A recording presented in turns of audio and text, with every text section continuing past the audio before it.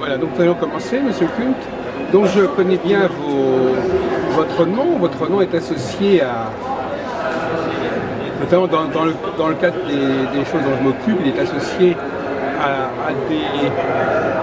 la littérature, je dirais, zététique, en tout cas sceptique à l'égard de tout ce qui est les croyances, notamment l'astrologie. Oui, tout à fait, je comprends bien. Votre dernier livre n'est pas marqué de la même façon par ce courant-là, mais comme vous me le disiez, vous avez donc coédité deux ouvrages qui ont marqué, qui ont été marquants dans l'histoire de la littérature anti-astrologique. Donc l'un avec un psychiatre, c'est ça? C'est ça, exactement, oui, Édouard Collot. Et l'autre avec un astronome, Philippe Zarka. Voilà. Et donc le que sais, je crois, continue à apparaître. Oui, tout à fait. Il a pris la succession, donc au début il y avait l'ouvrage de Couder, Paul Couder, oui. Et puis il y a eu après l'interruption, enfin une parenthèse avec Madame Fuseau-Brèche. Tout à fait inattendu. Je crois même que le comité éditorial ne s'était pas aperçu de la chose. Elle avait des titres universitaires pour elle. Elle était docteur en biologie. Ethnologie, oui. Biologie. Non, excusez-moi, biologie, insectes. Des insectes. Exactement, elle travaillait à Orsay. Oui. Mais elle avait effectivement viré vers l'astrologie. Voilà, elle est mal tournée. Sans que ça corresponde vraiment à la méthodologie qu'elle avait dans son travail, je suppose. C'est ça, vous savez, il y a des clivages comme ça, il y a des personnes qui sont voilà, exactement. Et c'était des gens qui sont, même qu'il y a des astronomes qui peuvent effectivement aussi, sur des plans différents, être attirés par la poésie ou par la religion, comme Flammarion. Oui, c'est ça, mais là il y avait un problème de méthodologie quand même, parce que quand on est scientifique, on sait que la science repose sur deux piliers, la théorie et l'observation. Et quand même, tout notre travail de scientifique consiste à être sans arrêt critique sur ces deux choses-là. Oui. Bon, vous savez que je peux très bien imaginer qu'il y ait des éléphants roses quelque part sur une planète. C'est pas contradictoire avec quoi que ce soit, ni même avec la biologie, j'imagine. Et pour autant, ça ne veut pas dire qu'ils existent, ça ne veut pas dire que cette planète existe, ça ne veut pas dire que les éléphants roses existent. Donc c'est pas parce qu'une théorie est possible, plausible, qu'elle correspond à une vérité quelconque. Donc il faut toujours tester n'importe quelle théorie par les observations et les observables. Et c'est vrai que c'est ce que l'on peut discuter de l'astrologie. Alors c'est très curieux parce qu'elle s'emparait quand même de certaines enquêtes sociologiques qu'elle tordait terriblement pour arriver à prouver qu'effectivement il y avait un accord entre ce qui était observé et ce qui était proposé par l'astrologie. Donc personne ne trouvait son compte dans cette histoire, malheureusement. D'ailleurs, sa façon de traiter les statistiques était moins rigoureuse que celle de Gauquelin, par exemple. Je ne sais pas ce que vous pensez des travaux de Michel Gauquelin, mais enfin, c'est des gamins. Gauquelin, c'est quelqu'un qui a fait ce travail. Je pense qu'il faut... La curiosité est nécessaire dans le travail scientifique, c'est très important. Et après tout, il n'y a pas de tabou. Il n'y a pas de domaine qui soit interdit, pour lequel il soit interdit de se poser une question. Donc Gauquelin s'était posé cette question, s'était dit, après tout, est-ce qu'on peut trouver un test, un moyen statistique de montrer que l'astrologie a une influence sur certains types de natifs. Donc il avait échafaudé un échantillon, élaboré un échantillon, et puis il avait fait des grilles correspondant au thème de ces natifs et à leurs particularités majeures. Par exemple les sportifs, les bouchers, enfin je résume un peu vite, les mathématiciens. Les hommes de théâtre, les hommes politiques, les écrivains. Et alors évidemment le problème c'est que quand on n'a pas de théorie a priori, et qu'on se contente d'essayer de trouver des corrélations, la théorie des statistiques, l'étude des statistiques montre qu'on va toujours trouver quelque chose à un moment ou à un autre. Donc même une corrélation ne prouve pas qu'il y a une causalité. C'est ça qui est difficile à comprendre pour certaines personnes. Parce qu'il faut vraiment, c'est très fin comme chose. On a essayé ça avec 144, c'était 144, c'est le produit 11 par 11. Non, c'est 12 par 12, c'est les 12 signes et les 12 ascendants. 12 par 12, bon. Et donc vous prenez exactement, donc oui c'est ça. C'était en fait, on regardait si, en prenant un certain nombre de couples mariés, on essayait de corréler, de voir s'il y avait des tendances à ce que certains signes se marient avec d'autres signes. Bon, vous faites ça, vous avez 144 cases à remplir, évidemment. Et puis alors si vous prenez un échantillonnage suffisamment fin, vous allez avoir des couples dans toutes les cases. Il faut qu'il y ait un certain nombre de gens quand même. Vous faites ça et vous essayez de voir s'il y a des corrélations. Bien sûr, vous n'avez pas en trouvé. Vous avez trouvé le nombre que vous avez pris divisé par 144 en gros. Eh bien, mais parfois vous avez des écarts à ça. Et parfois vous avez des écarts qui peuvent être supérieurs à la moyenne. Ce qu'on appelle une fois. Sur une case, va s'écarter d'une manière incroyable de la moyenne. Mais si vous répétez l'opération d'autres, ça ne revient pas. Ça n'est pas confirmé. Exactement. Si on le fait une fois, on essaie, on dit regardez, ça c'est quelque chose d'extraordinaire. Ce n'est pas de la statistique pure et simple. Donc il se passe quelque chose. Donc dans le cas de Gauquelin, quelle est votre c'est la même chose. Quelle est la situation? C'est la même chose. Dans le cas de Gauquelin, il avait trouvé tout d'un coup. Mais sans théorie, a priori, il avait trouvé une relation entre le grands sportifs. Le lever des planètes. Et Mars, pas n'importe lequel. Le lever de telle planète par rapport à telle profession. C'était Mars, c'était l'effet Mars. Pas de lever, parce que vous parliez dans votre conférence du lever de Sirius. C'est pas forcément le lever, c'était d'ailleurs la position de Mars dans le ciel du natif de manière significative. Et donc. Généralement, c'est simple. C'est quand même les positions de lever et de culmination qui ressortaient. C'est ça. Et donc, voilà. Alors déjà, l'échantillonnage n'était pas très bon. En plus, alors il fallait faire ce travail. Il a été refait en Angleterre de manière systématique. Oui. Il y a eu un ouvrage qui est paru en anglais. Oui. Pour une raison que j'ignore, il n'a pas été traduit en français. Exact. Mais vraiment, les choses étaient parfaitement claires. Oui. Et là, ça a été fait de manière professionnelle. L'effet disparaît. Oui. Mais Gauquelin n'était pas un acharné. C'était quelqu'un qui avait fait ce travail. Bon, il ne l'avait pas conduit jusqu'au bout et suffisamment sérieusement, c'est tout. Mais alors là, les astrologues, eux, s'en sont emparés. Parce que, évidemment, alors, on va revenir un peu sur. Oui, je sais, ça date de 55 maintenant. On va revenir un peu sur certaines choses que vous avez dites dans votre exposé quand vous parliez d'astrologie. Parce que nous sommes au Salon du Livre, pour ne rien cacher. Et c'était quoi c'est le stand de quoi c'était donc vous êtes intervenu dans quel genre dans la série de. Une rencontre scientifique. Voilà, c'est rencontre scientifique. Voilà. Et vous avez une idée de la façon dont est née l'astrologie, en fin de compte? Parce que vous avez évoqué très rapidement cette question en disant que les constellations ont servi. Mais est-ce que, vous avez est-ce qu'on a actuellement un schéma d'origine de l'astrologie, comment elle est devenue ce qu'elle est devenue aujourd'hui? On a une petite idée. De toute façon, l'astrologie existe à peu près partout sous une forme ou une autre. On a une astrologie indienne, on a une astrologie chinoise, on a une astrologie occidentale. On a aussi, dans toutes les cultures, on s'aperçoit que les yeux de regard ont été tournés vers le ciel en essayant d'en faire quelque chose. Alors c'était parfois très pragmatique, simplement prévoir les semailles, prévoir le temps qu'il fait, prévoir le retour du Nil, c'était des astronomes. Astronomes, astrologues, c'était la même chose. Et donc ça a été important de questionner le ciel, parce que le ciel était à la fois le garant d'une permanence, mais à la fois il y avait des phénomènes qui pouvaient se produire qu'on n'attendait pas.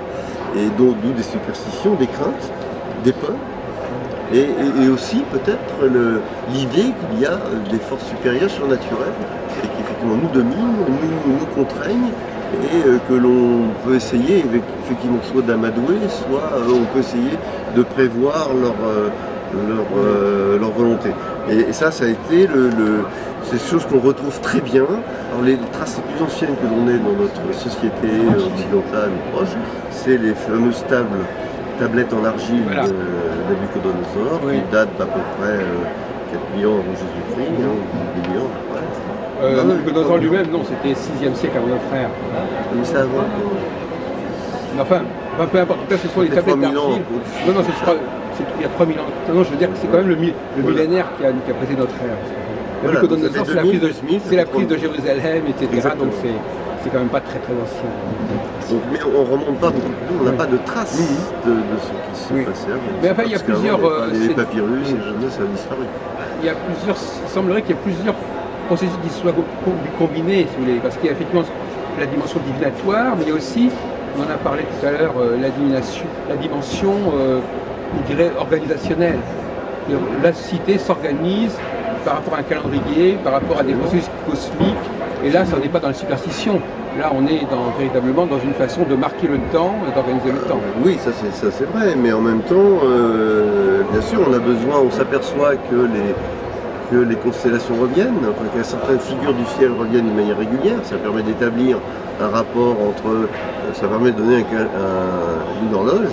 cette horloge qu'on peut effectivement faire coïncider avec les saisons, plus ou moins, parce que le sidéral n'est pas pareil que le soleil. Oui, bien sûr. Oui. Donc il y a quand même là quelque chose d'importance. On voit bien que le lever héliaque de Sirius aide les Égyptiens à établir leur calendrier. Là, c'est vraiment la différence, c'est que c'est une étoile.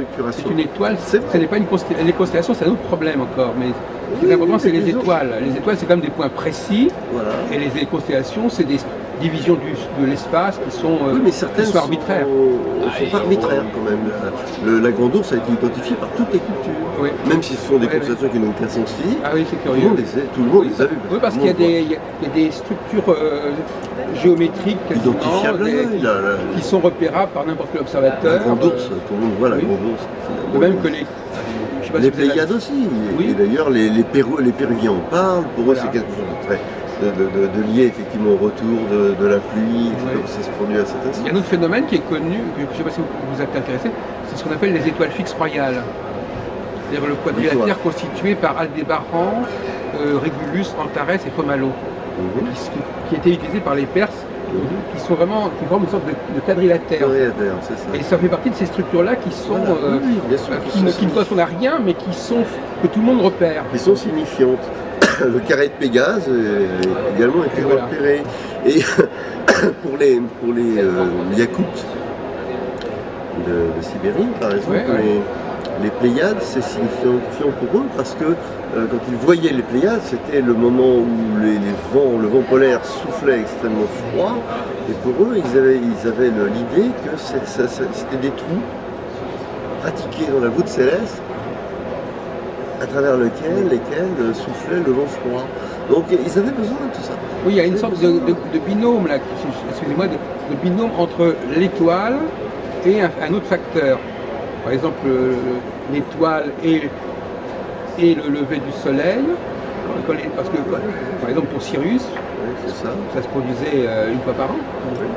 Mais ça pouvait être aussi une étoile et une planète, etc. Parce qu'en fin de compte, M. Kuhn, les éclipses, il semblerait que on a découvert les planètes relativement tardivement, les planètes. On a connu la Lune assez tôt, mais les planètes comme Mars et Jupiter, on les a connues bien après les étoiles. Il a fallu beaucoup plus de connaissances pour pouvoir les repérer. Mais elles apparaissent déjà dans les tables dont je parle, d'argile. Donc quand sont-elles l'humanité a connu les étoiles. D'abord c'est le ciel le plus ancien, c'était la Lune et les étoiles. Le Soleil et les étoiles. Mais alors, les planètes, ça a demandé beaucoup plus d'observations. Ça a demandé beaucoup plus d'observations, mais c'est arrivé relativement vite. Déjà, 3000 ans, il y a 3000 ans, on le savait. Mais depuis combien de temps date l'astrologie, proto-astrologie, ça peut être beaucoup plus ancien. Donc quelque part, les planètes. Même les pyramides, on voit bien qu'elles sont orientées. Elle est quand même relativement tardive. Même les pyramides, on voit bien qu'elles ont une orientation précise. Oui, mais qui est en rapport avec les étoiles. Les étoiles, oui, c'est ça. Pas les planètes, les étoiles polaires en particulier. Parce que justement, dans l'ouvrage, je ne sais pas comment vous êtes répartis les tâches dans le que sais-je, mais il y a une première partie où vous exposez les grandes règles de l'astrologie, si je me souviens bien. Oui, c'est ça. Oui. Et là, vous êtes un petit peu, c'est un exercice un petit peu délicat, parce que quelle astrologie Bien sûr, parce que l'astrologie telle qu'elle est devenue aujourd'hui, elle est peut-être complètement différente de l'astrologie antique, etc. Elle est différente. Les étoiles fixes ne font, je dire, vous en parlez quasiment pas. Les étoiles fixes ne font quasiment pas plus partie du corpus astrologique, alors que c'était certainement important dans la fondation du ciel ancien. Absolument, oui. Mais vous savez, il y a quand même des développements en astrologie. Moi, j'ai connu Joël de Gravelaine, qui avec qui nous avons échangé beaucoup de très nombreuses fois. C'était dans les années avant la publication. Avant la publication du livre avec Édouard Collomb. Donc c'était dans les années 80, vous avez Oui, c'est ça. Et donc on avait des petites réunions et on s'est essayé d'échanger comme ça sur le thème astrologie, psychologie et science. Et c'était quelqu'un de très ouvert. Oui, elle est très connue, elle est très appréciée dans le milieu astrologique. Oui. Elle avait une collection, je crois, chez Lafon. Oui, voilà, c'est ça. Et donc elle me disait que, par exemple, elle avait continué toute sa vie à travailler sur la Lune Noire. Ah bah la Lune Noire, c'était son affaire. Oui. Donc on voit bien qu'il y a effectivement des gens qui ont... il y a des variantes, des approches différentes, à partir du même corpus. Et d'ailleurs, c'est aussi ce qu'on peut critiquer de l'astrologie. On peut dire, bah, après tout, l'astrologie, tout le monde n'est pas d'accord, de quoi s'agit-il? Est-ce que les interprétations, est-ce que les deux astrologues à partir du même thème donneront le même type d'interprétation? On peut en douter. Ah, ben absolument. D'autant plus qu'ils sont influencés par l'objet qu'ils veulent étudier.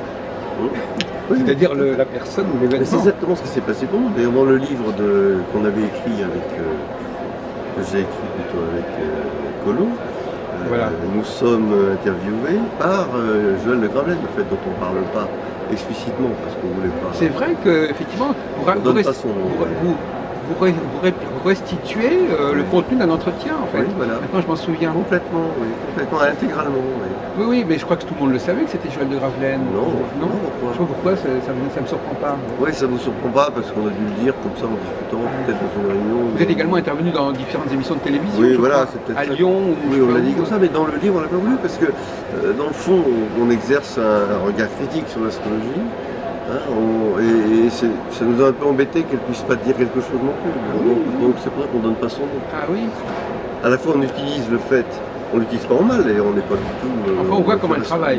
Voilà, et l'idée mais en plus elle travaillait très bien, je trouvais, parce que on était en face à face, en vis-à-vis. Elle ce que vous faites souvent, c'est-à-dire que c'était pas avec une caméra, mais elle enregistrait entièrement et elle donnait la cassette après. Oui, c'est souvent ce qu'on pratique beaucoup maintenant. Oui. Peut-être, enfin à l'époque, peut-être moins. Je sais plus.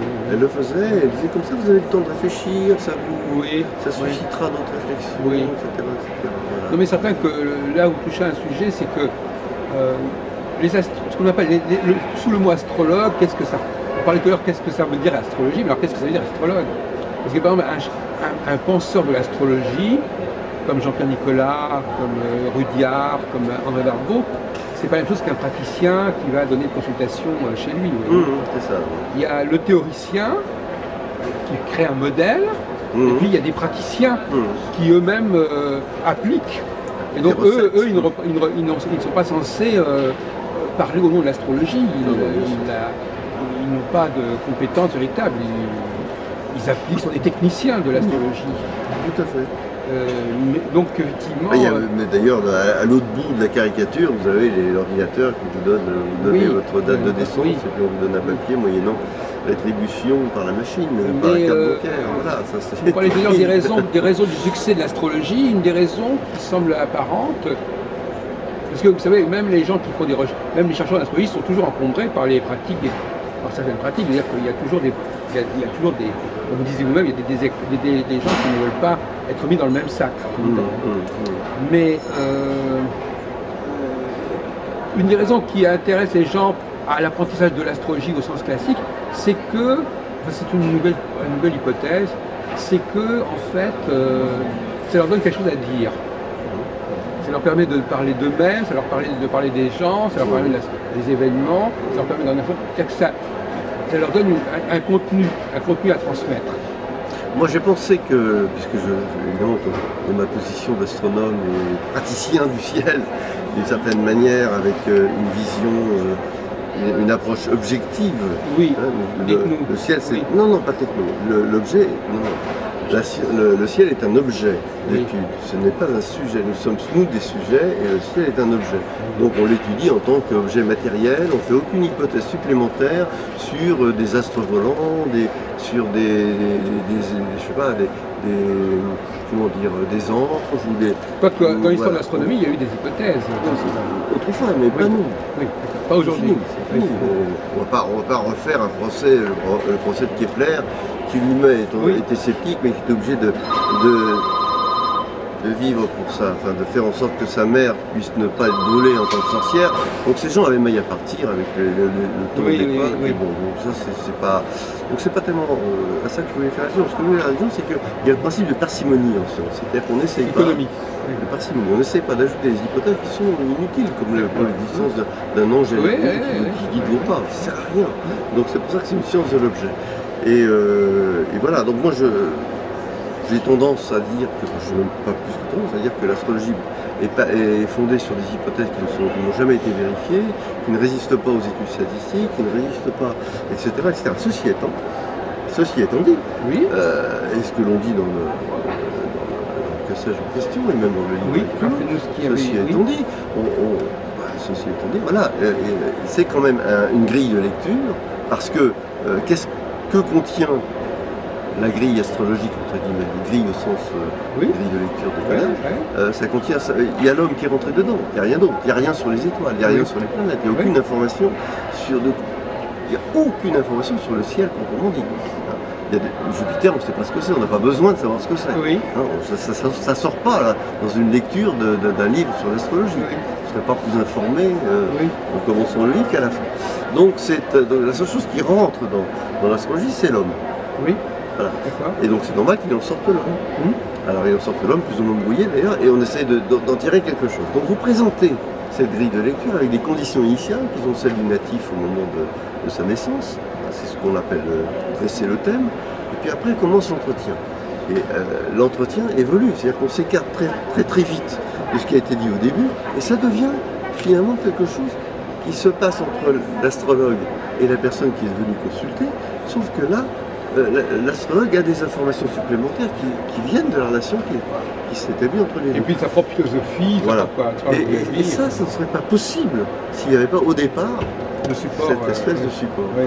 Parce que de quel droit, vous pourriez me dire, mais de quel droit vous voulez que je vous parle de vous? Il faut que vous ayez quelque chose à m'annoncer. Oui. Hein, Ça voilà. donne une légitimité, mais pour des gens qui justement, alors il faut quand même insister sur le point, pour des personnes qui quelque part, justement, pourquoi est-ce que pour eux c'est une légitimité? Ces clients, ils ont un profil du client. Le client qui préfère qu'on lui parle au nom du cosmos, Voilà. plutôt que d'avoir quelqu'un qui lui parle directement, voilà, qu'est-ce que tu en penses, etc.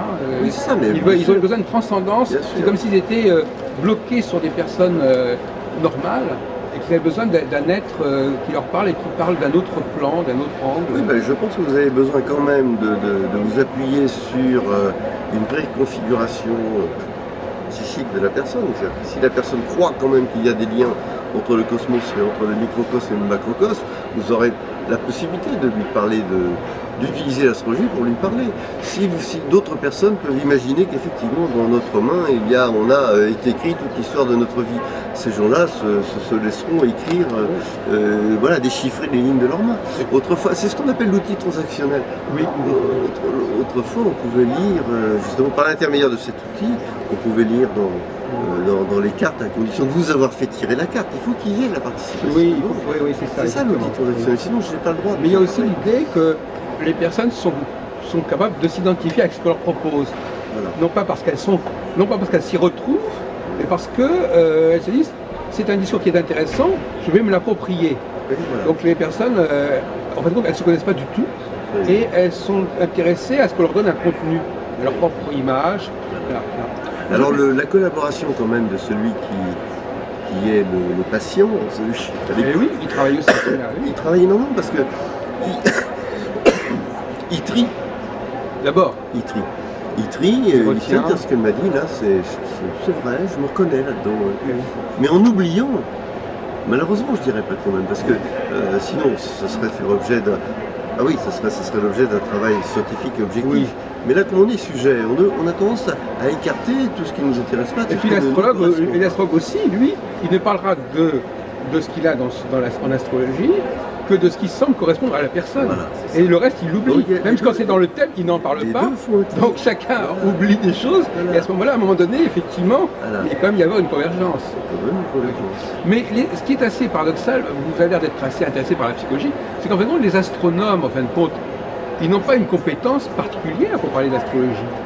Pas plus que les astrologues ont une compétence pour utiliser le ciel. C'est ça. Non, mais je veux dire que c'est pas évident, je veux dire, parce que Ah non, mais moi j'ai travaillé pour essayer de comprendre. voilà, Je c'est sais, ça. les Vous avez fait un compétences, travail on les au-delà de acquiert, votre oui. compétence d'astronome. Bien sûr. Parce qu'en tant qu'astronome, parce qu'après tout, si on disait, par exemple, admettons, je vais vous donner une hypothèse, monsieur Kunt. Admettons que quelqu'un dise, bon, ben, effectivement, ce sont des croyances qui se servent du cosmos, qui projettent sur le cosmos un certain nombre de choses, et ben, ces croyances, il se trouve qu'elles sont intégrées dans la conscience collective, etc. D'un point de vue astronomique, vous ne pourriez pas dire que c'est faux. Non, mais après je dirais, bon, maintenant. Oui, d'accord, non, mais je veux dire que ça ne serait plus votre domaine. Je veux dire. Oui, ce n'est plus. Mais ça, le problème, c'est que ça ne serait plus dans votre domaine. C'est plus dans mon domaine, ça. Je suis quand même qualifié de poser la question quel type d'influence ça peut être, de quoi vous Non, parlez, parce que ce ne seraient pas des influences du cosmos. Ouais, non, parce que Ce seraient des signaux que l'humanité met en place pour elle-même, comme non, mais contenu. là d'accord. Et à ce moment-là, on ne dit pas que les maîtres sont faites pour faire ceci ou cela, on détermine des marqueurs et puis Voilà. on s'y tient. Sauf que pendant très longtemps, vous savez bien, d'ailleurs même les mots, j'en ai parlé tout à l'heure, j'en parle dans mon Oui, livre, on là. revenait, oui. Les mots sont le mot influence. Il y avait la notion de fluence, ça veut dire couler. Oui, j'étais pas Il y d'accord. avait- Je crois il y que avait j'étais pas cette- d'accord. Il y avait cette idée qu'il y avait quelque chose Oui, qui coulait ah des oui, oui, étoiles non, mais- et qui nous oui. influençait presque physiquement. Oui, oui, d'ailleurs. oui. Et d'ailleurs, je pense que parmi les astrologues, il y a quand même ceux qui croient qu'il y a vraiment une influence réelle. Ah oui, il y a des différences. Oui, en essayant même d'imaginer une sorte de collaboration fructueuse entre la science et l'astrologie, Oui, en se disant oui. vous trouverez un jour que cette influence Oui, existe. oui. Et puis d'autres astrologues qui d'ailleurs n'ont pas tellement besoin du ciel réellement et se passent presque de ça, pour lesquels effectivement le code est un code purement. On ne peut pas purement dire tout à fait culturel. ça non plus, parce qu'il y a une troisième position qui consiste à dire si le ciel est un marqueur, si il y a des configurations qui sont signifiantes, mais ce sont des configurations qui ont été considérées comme telles par les hommes et non pas par le cosmos. Mais C'est c'est ça. pas une raison pour ignorer l'existence du cosmos. Oui, je comprends. Hein. Mais je me suis parfois demandé, je vais pousser jusqu'au bout l'analogie, Allez-y. si on n'aurait pas pu imaginer un gigantesque, vous savez, une gigantesque roulette. Hein. D'ailleurs, ça ressemble très bien alors, au thème de l'horoscope. Hein. Vous Oui, avez un cercle, oui, oui, oui. vous mettez vos 12 enfin, dans une Oui. certaine représentation, Oui. plusieurs représentations. Oui, enfin celle qui est. Oui. Vous mettez vos 12 signes, Oui, hein. Vous mettez une ou plusieurs billes centrales. Vous Oui. allez mettre une grosse bille qui représente le soleil, la lune, et ça, vous Oui. mettez tout ce que vous voulez. Vous lancez tout ça, et ça va se projeter au bout d'un Oui. moment. Et puis vous allez faire, et c'est vous avec votre main hein, qui lancez ce Oui. truc-là. Et vous allez ensuite Bien lire, sûr, mais bien lire sûr. ce que vous avez vu. bien sûr. On ferait la même chose. Hein. Ah non, mais y a On pas de obtiendrait souci. un thème Il n'y a qui se aucun vaut, souci là-dessus. on dirait Il n'y a aucun Maurier, souci. voilà, là, Mais si vous voulez, ça, c'est l'ascendant c'est ça, non, mais ça, on ferait pareil. je crois qu'on ne peut même pas le contester. Un bon astrologue peut interpréter n'importe quel système Voilà. et peut le faire correspondre à n'importe quelle personne C'est qui pour ça- elle-même. C'est pour ça que je dis que toutes ces billes sont attachées à un certain nombre de qualités qui représentent l'homme. Donc on rentre l'homme dans une espèce de configuration qui va ensuite être déterminée par sa propre main, par à la fois le hasard et Oui. sa propre main, et qui le détermine lui, et on va avoir une lecture qui va être la lecture Oui. d'une certaine façon Oui. qui appartient à celui qui a lancé les dés. Mais de toute façon, l'idée même de thème astral, c'est une bizarrerie astronomique. Oui. Hein, donc on peut travailler. Il y a des astrologues qui ne pratiquent pas le thème astral. Par exemple en astrologie mondiale, on utilise des cycles. Ouais. Le thème astral, c'est très particulier parce que c'est une combinatoire de toutes les planètes du système solaire, avec des aspects dans tous les sens, et c'est une forme un peu déviée. Enfin, pour moi, je suis plutôt historien de l'astrologie. C'est une forme un peu déviante de l'astrologie. Hein. C'est-à-dire qu'effectivement, moi, j'insiste beaucoup sur le fait que l'astrologie, c'était d'abord un rapport planète-étoile. D'ailleurs, c'est intéressant parce qu'aujourd'hui, avec l'histoire du mariage pour tous, c'est-à-dire qu'au lieu de combiner planètes et étoiles, on combine les planètes entre elles.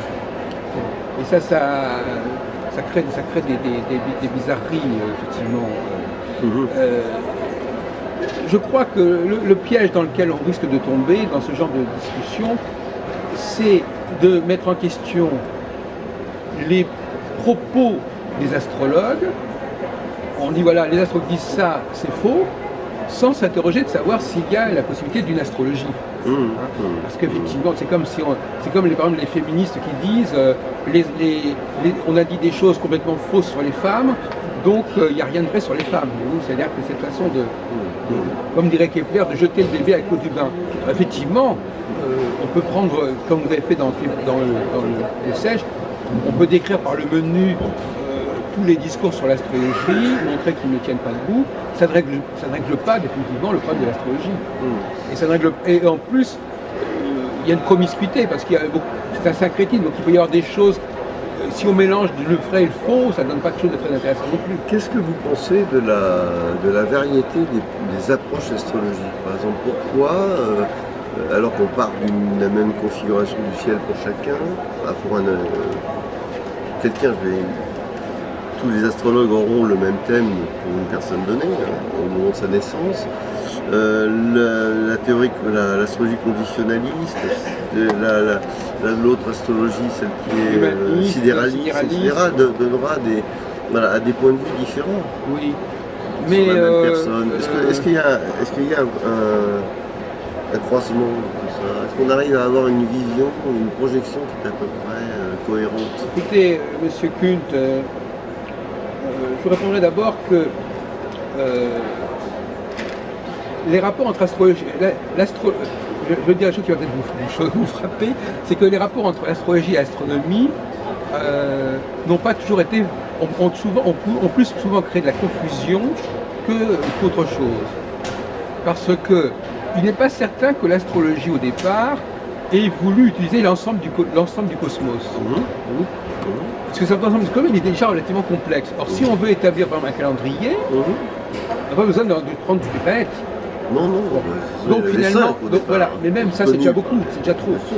Donc on peut penser, c'est en tout cas dans cette direction qu'on va, qu'au départ, il y avait un système qui était beaucoup plus simple, avec un facteur. C'était la Lune, après ça peut être passé à Jupiter ou à Saturne. On n'essayait pas de tout combiner. Des gens comme Jean-Pierre Nicolas, par exemple, ils partent du principe que l'ensemble du système solaire constitue un ensemble cohérent, et chaque position dans le système solaire fait sens, etc. Donc lui, il part du principe que le système solaire est le vis-à-vis naturel de l'astrologie. Mais au départ, c'était pas comme ça. Au départ, comme il ne s'agissait pas du tout de dire on va essayer de comprendre le cosmos, c'était on va voir ce qu'on peut utiliser du cosmos pour organiser la cité. Donc si on a besoin d'un cycle de 30 ans, on prend par exemple le cycle de Saturne, et puis on laisse de côté les autres planètes. Donc il n'y a pas d'obligation absolue de la part de l'astrologie à se servir de toutes les planètes qui existent dans le système solaire. Les sociétés se servent du cosmos dans la mesure de leurs besoins. Et d'ailleurs, entre parenthèses, il y a ce problème des nouvelles planètes. Ça c'est un des problèmes un peu incroyables de ces astrologues d'aujourd'hui, qui utilisent ces nouvelles planètes et se mettent en porte-à-faux avec toute leur tradition. Bien sûr. Parce qu'ils sont obligés de recoller les morceaux. Non, mais ils sont obligés de dire que les astrologues d'avant ne connaissaient rien, ne comprenaient rien. De faire de la rétrodiction. Voilà, donc de toute façon, ils sont obligés de supposer qu'ils ne connaissaient pas. Ah oui, alors ils nous disent par exemple que Uranus c'est le même changement, ce qui se reposerait que si on ne connaissait pas Uranus, on ne pouvait pas faire de la bonne astrologie. Voyez-vous, donc ils détruisent eux-mêmes le système dans lequel ils se trouvent. C'est pour ça que je dis que les rapports entre astrologie et astronomie ne sont pas simples. Même quand les astronomes se sont amusés à donner des noms mythologiques aux planètes, ils ont tendu la perche, c'est un cadeau empoisonné aux astrologues, ils ont tendu la perche aux astrologues en leur disant, ben voilà, regardez, voilà, alors il y a Uranus, il y a Neptune, eh bien faites-en votre pain, votre ça a donné ça à plutonium d'ailleurs, plutonium, Pluton, etc. Oui, non, mais je veux dire que les rapports entre astrologie et astronomie ne sont pas aussi simples que possible. C'est une façon de vous répondre, c'est qu'en fin de compte, il y a le problème, alors l'abandon des étoiles fixes est évidemment lié aussi à cette concentration sur le système solaire.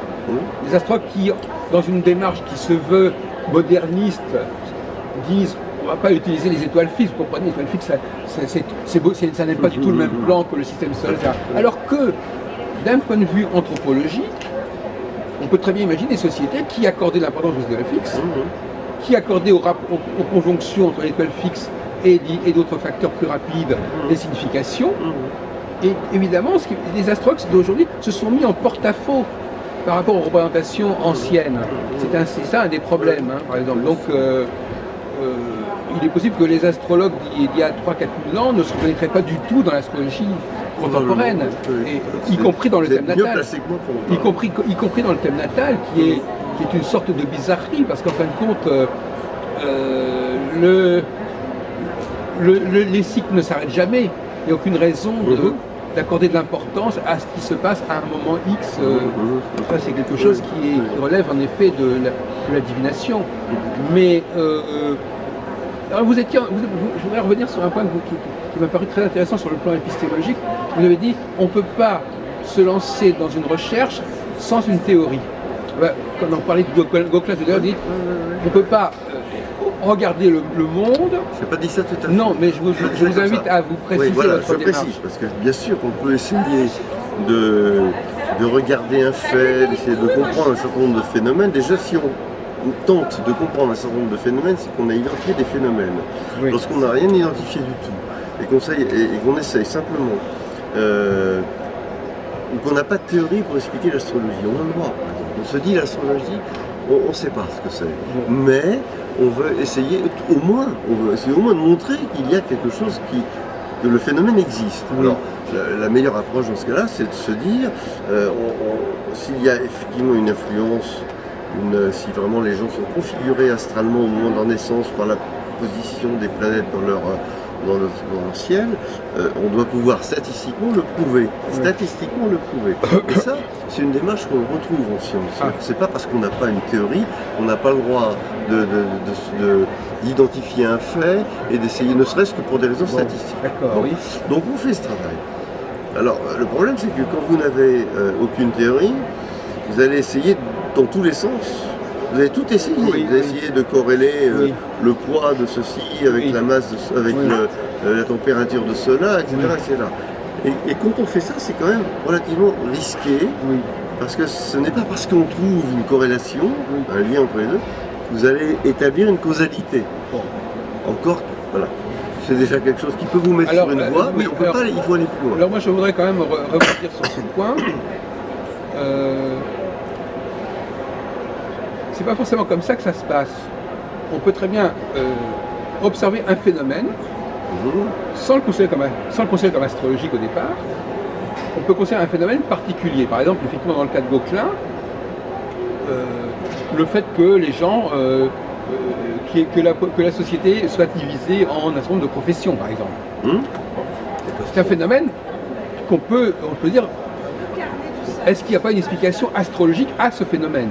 Voilà. Donc il ne s'agit pas d'expliquer l'astrologie, il s'agit de partir d'un phénomène. On peut par exemple, on prendre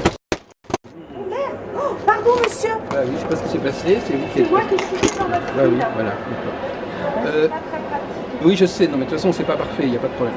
Et donc, prenons notre exemple. On peut regarder l'histoire de l'humanité et voir qu'il y a des phénomènes cycliques, donc il y a des périodes qui sont plus favorables aux dictatures, ou d'autres périodes qui sont plus favorables à l'indépendance des peuples, etc. Donc on peut observer des phénomènes qui n'ont pas d'explication par ailleurs, en se disant peut-être que ces phénomènes-là correspondraient à une forme de configuration cosmique, ou même de signal cosmique. Donc à ce moment-là, on établit d'abord le problème, si vous voulez, c'est le dialogue entre l'astrologie et les autres disciplines. Si par exemple les historiens ou les sociologues avaient établi davantage de lois, ou de schémas, ou de structures, il serait toujours possible de se demander si telle et telle loi ou telle structure correspond à une configuration cosmique, pas à la totalité du cosmos, mais à une configuration cosmique récurrente et qui se reconfirme. Vous voyez ce que je veux dire? Donc à ce moment-là, alors, dans le cas de Gauquelin, moi je pense qu'il faut quand même être assez juste avec lui. Il n'a pas forcément travaillé comme vous le dites. Il semble qu'il est... Je l'ai bien connu, Gauquelin, pour différentes raisons. J'ai même eu droit à un procès de sa famille, donc je sais ce qu'il en est. Mais il est parti, disons, d'un certain nombre de données qui n'ont rien à voir avec l'astrologie, qui sont des données socio-professionnelles, des annuaires professionnels, et il va les faire mettre en commun. Ce qui, moi je ne veux pas me faire l'avocat de Gauquelin, mais quelque part, le choix des planètes qu'il a mis en avant est assez étonnant. Parce qu'il ne trouve aucun résultat pour le Soleil et pour Mercure, vous voyez, par exemple. Alors, s'il avait truqué ses résultats, ou s'il avait voulu trouver à tout prix certaines choses, il aurait peut-être pu aussi bien trouver des confirmations pour ses astres. Ne l'ayant pas trouvé, on est quand même intrigué, on se dit mais pourquoi ce choix? Et on s'aperçoit que c'est un choix qui se comprend d'un point de vue sociologique.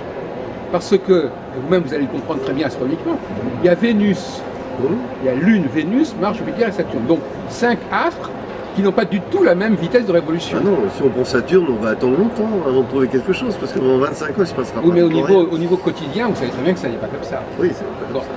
Donc, enfin, Mercure, c'est quand même beaucoup plus... Oui, mais disons qu'effectivement, la raison pour laquelle on a exclu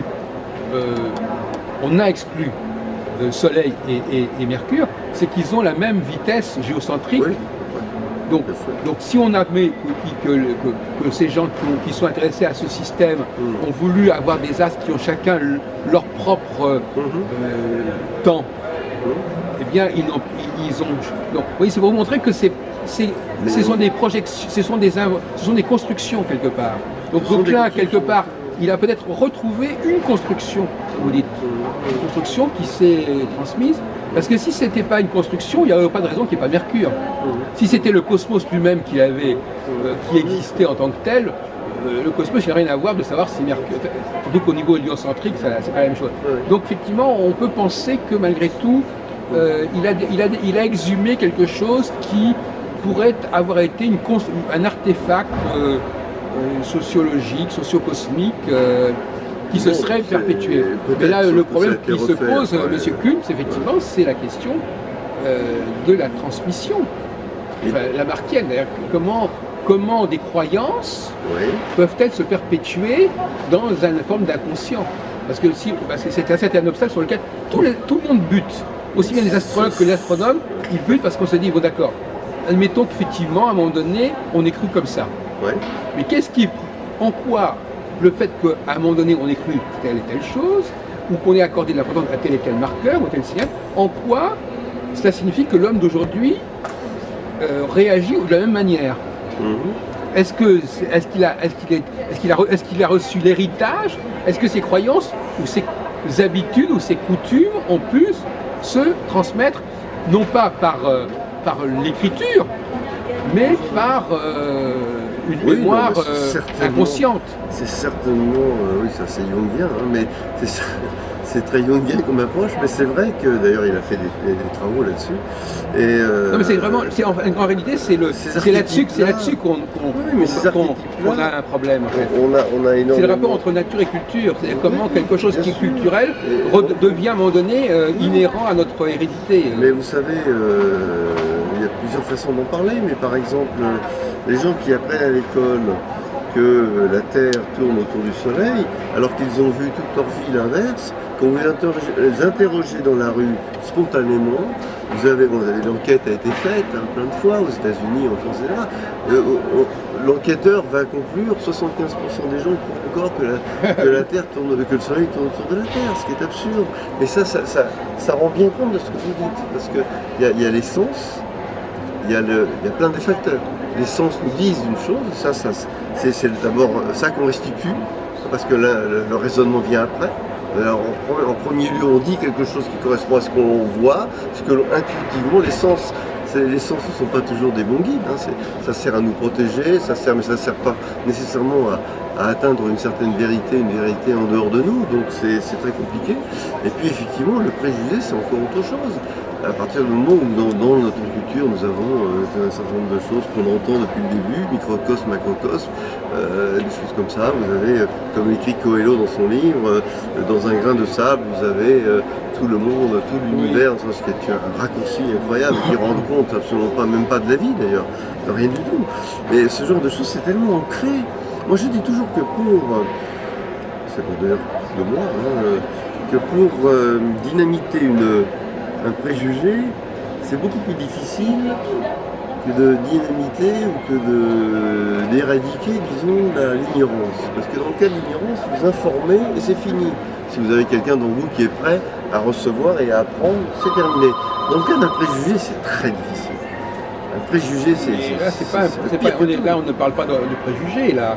On parlerait de... Ah, parfois si, parce que parfois c'est ancré en soi par des transmissions qui précèdent le jugement. Oui, alors effectivement, si... moi j'aime bien l'image de Pavlov.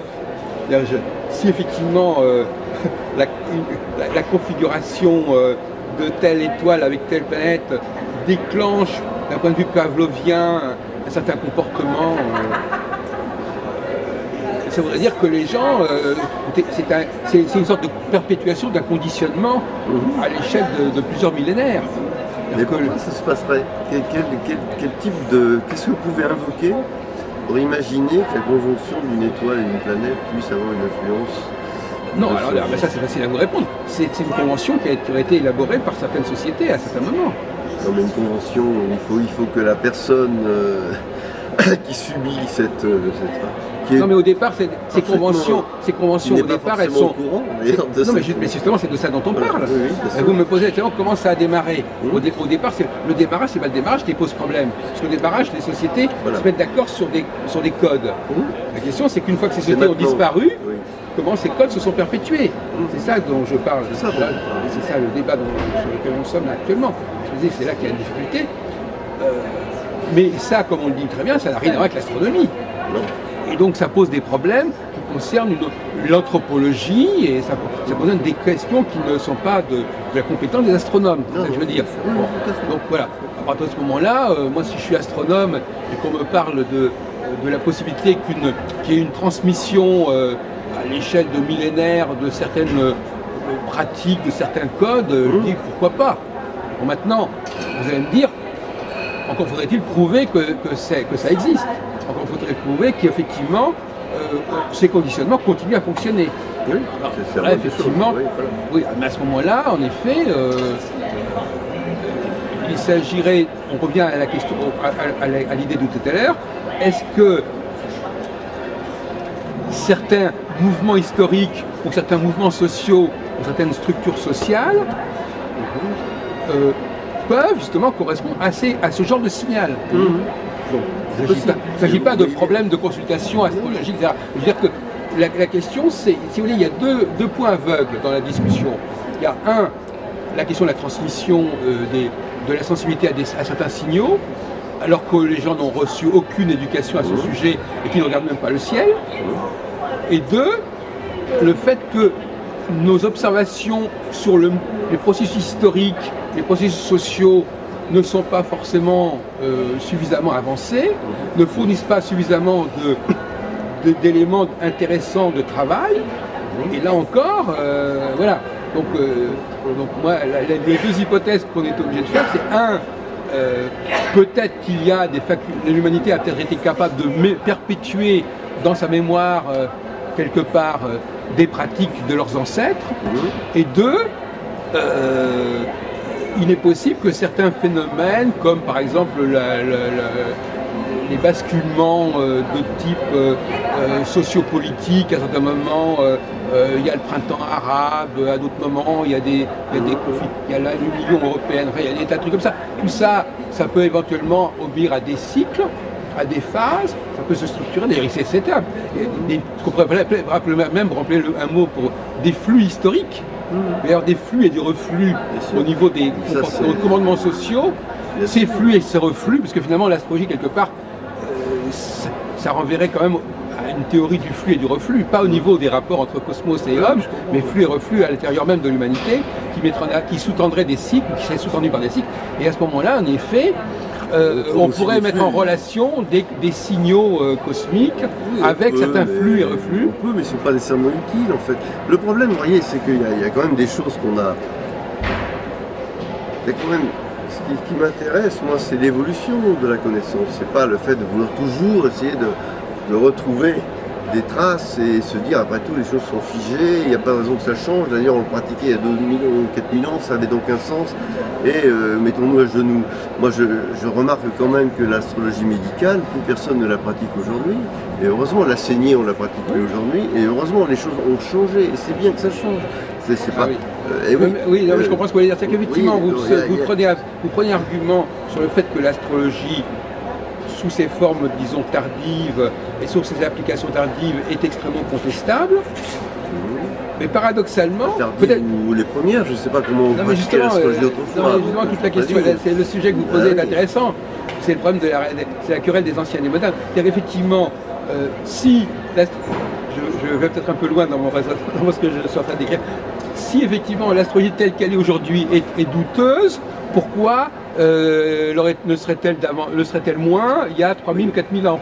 Parce que c'est tellement difficile. Quand on voit comment dans nos laboratoires, on a du mal à essayer de cerner un fait, c'est tellement difficile. Ça prend des vies entières.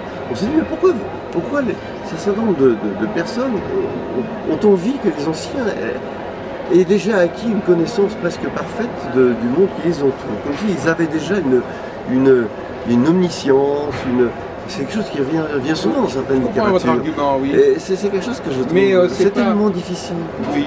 Le temps qu'il a fallu pour comprendre que la Terre tourne autour du Soleil et non l'inverse. Et même d'ailleurs quand on interroge tout le monde dans la rue, vous leur demandez, c'est une croyance ça aussi, parce que qu'est-ce qui vous fait croire que c'est le Soleil qui ne tourne pas autour de la Terre mais l'inverse? Après tout, comment vous en êtes sûr? On vous l'a dit, mais vous pouvez me donner un argument? Les gens ne savent pas donner d'argument. Oui. La Terre est ronde. Vous savez, nous sommes les premières générations à voir que la Terre est ronde. Ma grand-mère, elle n'a jamais vu l'image de la Terre ronde. C'est une image qui est arrivée très tardivement par le voyage dans l'espace. Donc il y a plein de choses comme ça. Et je me dis, voilà, nous, effectivement, on passe notre temps. Vous savez, pendant très longtemps, on a cru que les femmes étaient particulièrement fertiles au moment où elles avaient leurs règles. D'ailleurs, ça se voit dans beaucoup de tableaux, dans beaucoup de tableaux de la Renaissance. Même la Vierge Marie, on la voit avec une tenture rouge derrière, dans certaines toiles, parce que, elle va enfanter. Bien sûr, elle l'enfantera d'une manière chaste, voilà. Mais quand même, il y a quand même, pour dire qu'elle va enfanter, il y a cette image derrière. Donc oui, il y a tout ça. Et ça posait des problèmes dans certaines sociétés, parce qu'évidemment, c'est pas très bon. Si vous pensez que la femme est fertile au moment des règles, c'est pas comme ça qu'on va accroître la population de ces pays, etc. Voilà, moi, c'est toutes ces questions-là qui me... Oui, alors effectivement, je comprends ce que vous voulez dire, Daniel Kuhn. Sur le côté un peu futile de vouloir essayer de comprendre comment les sociétés anciennes fonctionnaient, bon, ça intéresse les ethnologues, ça intéresse les anthropologues.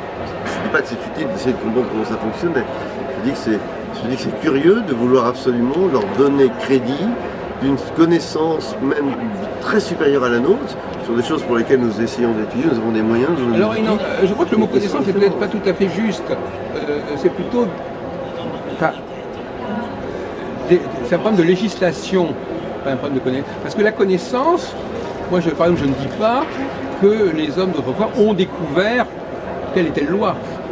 Je dis, ils ont fixé telle et telle loi. C'est pas du tout pareil.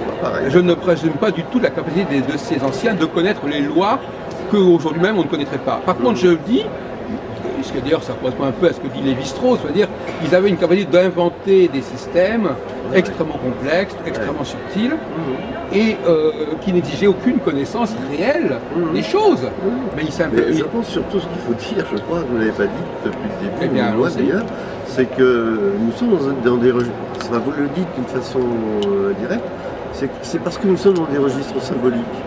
Et donc un registre symbolique peut être établi de manière très rationnelle.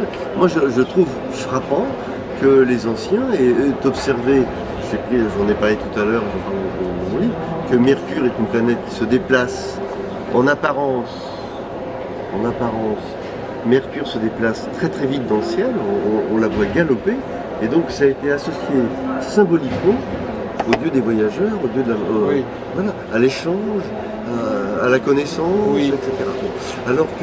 Alors que symboliquement, Saturne a été associé au contraire à la vieillesse, parce que la durée de la rotation, c'est une génération, c'est tout ça, ça a un sens. Oui, je le connais. Même si vous connaissez, mais je crois quand même on est dans un registre symbolique.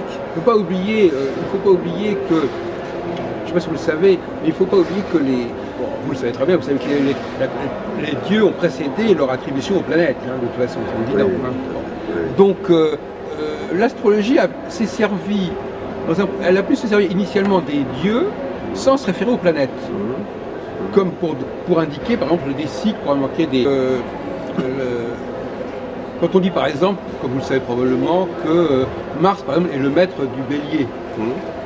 C'est pas tellement la planète, c'est le dieu Mars.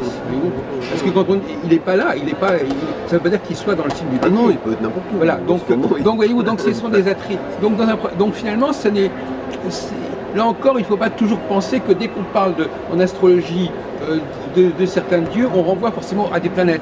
On peut renvoyer à des symboles qui ne sont pas forcément des planètes. Et c'est dans un deuxième temps qu'on a pu, en effet, pour différentes raisons, attribuer ces symboles à des planètes. Je ne cherche pas à faire ça, je cherche simplement à dire que c'est intéressant d'avoir choisi Mars pour représenter la guerre ou la violence, ce que vous voulez, ou l'énergie, d'avoir choisi Mercure pour représenter justement ce qu'il y a de relationnel, et parce que c'est effectivement, d'avoir choisi une certaine mélancolie. Dans le cas de Saturne, on pourrait en discuter, parce que dans le cas de Saturne, d'un point de vue absolu, bon, maintenant on sait que ce n'est pas la dernière planète du système solaire, etc. Non, mais ça, mais de toute façon, c'est plutôt de l'ordre de l'histoire de l'astronomie, enfin, on pourrait discuter, c'est plus de l'ordre de l'histoire de l'astronomie que de l'astrologie. Parce que lourd et cette façon de nommer de Saturne correspond très bien à tous ces attributs. Oui, non, mais je suis oui, alors les attributs.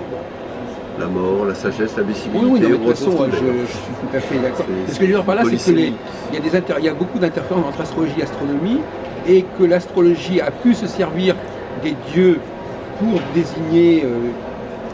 Par exemple, vous savez qu'un des grands problèmes, on va d'ailleurs bientôt se terminer là-dessus, un des grands problèmes de l'astrologie, c'est qu'elle est passée du temps à l'espace. Parce que finalement, un cycle, c'est une structure de temps. Ce sont des stades successifs. Donc, une chose est de désigner des stades successifs, l'autre chose est de dire qu'il y a différentes catégories qui sont concomitantes. Dans le cas du zodiaque, par exemple, on dit aujourd'hui il y a les gens qui sont de tel et tel signe. Mais en réalité, au départ, c'est un cycle. Il y a un temps pour ceci, un temps pour cela. Donc quelque part, il y a un moment donné, et le thème astral, c'est pareil. Le thème astral, on est dans l'espace. On met entre parenthèses la dimension de temps et on fait un cliché. Donc si vous voulez, ça aussi c'est une problématique qui parcourt toute l'astrologie. Ce basculement de tout un langage qui était fait pour décrire l'ordre des choses, la succession des choses, et qui est devenu quelque chose qui va nous décrire les différentes castes, les différents systèmes, les différentes catégories. Voyez-vous. Et donc ça, c'est aussi une déviance. Moi, je m'intéresse beaucoup aux déviances des systèmes, voyez-vous, aux perturbations des systèmes, aux choses qui viennent se substituer. Parce que je crois que d'ailleurs qu'on ne peut pas étudier des textes aussi complexes que celui de l'astrologie sans faire la part de tout ce qui est de l'ordre de la déviance, des interférences, des rajouts, des pertes, des substitutions, etc. Ça, c'est une... Parce que c'est quelque chose qui nous appartient. Donc il faut faire la part de tout ça. Il faut débroussailler, il faut décanter, parce qu'effectivement, et ça n'est pas flagrant dans le que sais-je. On n'est pas en train de dire à un moment donné, ah oui, mais cette astrologie-là, ce corpus astrologique-là, est-ce qu'il n'a pas été syncrétisé? Est-ce qu'il n'y a pas eu des différentes strates qui se sont mélangées, des choses qui se sont télescopées, etc. voyez-vous. Or, quand on aborde un savoir, quel qu'il soit, moi j'ai un doctorat d'État au niveau de l'histoire des lettres, il faut avoir cette approche critique du corpus lui-même.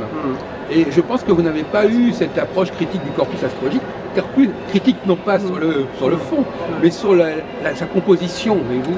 Et il y a une archéologie de tout ça. Quand tout ça, ça se juxtapose. Et c'est vrai que si on juxtapose tout ça pêle-mêle, en vrac, ça donne rien de très très intéressant, c'est évident. Hein. Mais pour revenir pour terminer, je pense que malgré tout, pour parler de l'utilité, il y aurait quand même une utilité à mieux comprendre quels sont les cycles qui sont sous-jacents au fonctionnement des sociétés humaines. Hein, parce qu'il y a des choses qu'on a l'impression on avance un peu à l'aveuglette, on ne sait pas très bien on a l'impression qu'on ne sait plus très bien où on va. Vous savez, vous êtes touché à un problème, vous qui êtes historien, si j'ai bien compris, touché à un problème qui divise énormément les historiens. Il y a des historiens qui considèrent que l'histoire, il n'y a pas d'histoire, et d'autres au contraire que l'histoire existe et est évolutive. Donc on peut très bien imaginer que l'histoire n'existe pas. Et parce que voilà. En tout cas, la nouvelle histoire, les historiens comme Brodel, comme Marc Bloch, etc., pensaient qu'il fallait fonder l'astrologie, l'histoire, sur un certain nombre de disciplines propres aux sciences sociales, etc. C'est-à-dire que l'histoire a besoin, pour se constituer en tant que science, de se fonder sur des modèles. Tout à l'heure, on en parlait tout à l'heure, c'est-à-dire en fin de compte, on s'aperçoit que telle discipline n'arrive pas à se fonder en tant que science parce qu'elle ne dispose pas des modèles qui viennent la confirmer ou la situer. Et c'est un peu aussi ce dont souffre l'astrologie. L'astrologie actuelle n'arrive pas, fait du surplace parce qu'effectivement, au niveau génétique, on n'avance pas, au niveau cyclique, on n'avance pas tellement non plus, au niveau de l'organisation même bon, je dirais du masculin, bon, sujet encore un autre problème, des hommes et des femmes, enfin la question du masculin et féminin, on ne sait pas non plus très bien où on en est, donc il y a tellement d'éléments qui ne sont pas encore clarifiés qu'il ne faut pas s'étonner qu'il y ait cette espèce de marasme intellectuel. Écoutez, je vous remercie beaucoup de ce charmant entretien, et puis on vous préviendra. On a des moyens de vous joindre, je suppose qu'on peut trouver ça assez facilement sur Internet. Vous voulez mes coordonnées? Oui, voilà, c'est ça, mais enfin je les trouverai, je suppose que vous êtes certainement qualifié.